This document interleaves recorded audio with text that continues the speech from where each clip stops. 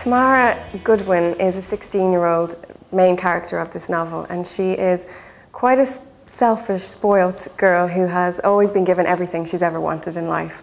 And she's never had to ask for anything and always felt that she deserved everything. She comes from a very good area in Dublin, lives in a mansion, has everything that she wants.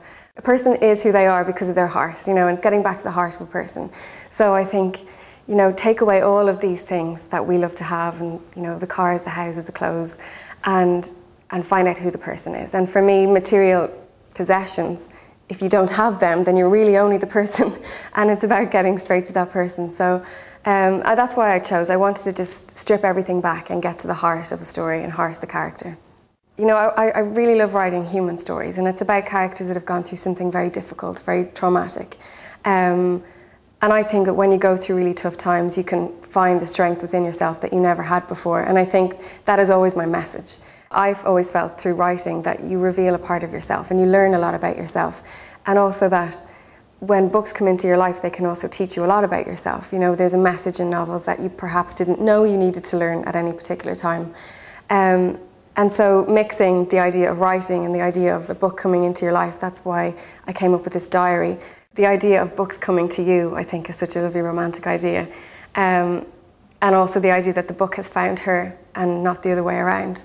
Tamara is not the kind of person that would ever go visit a bookstore.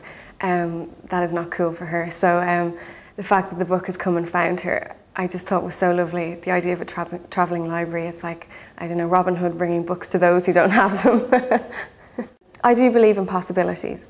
I believe that we don't know it all. I like to look at things from a different angle and say, well, what if this happened? What if this ordinary person found themselves in this absolutely extraordinary situation?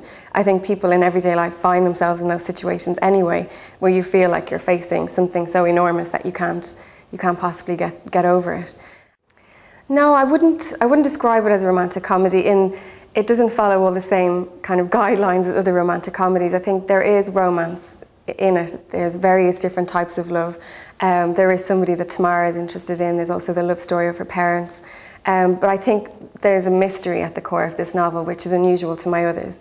And that this book that comes into Tamara's life, which helps her to know what's going to happen tomorrow, it helps her to discover what the mystery is. It feels like there's always been a ghost in her family, and she has to try and find out who and what that ghost is, and why they always feels like there's been an elephant in her room, in the room all her life.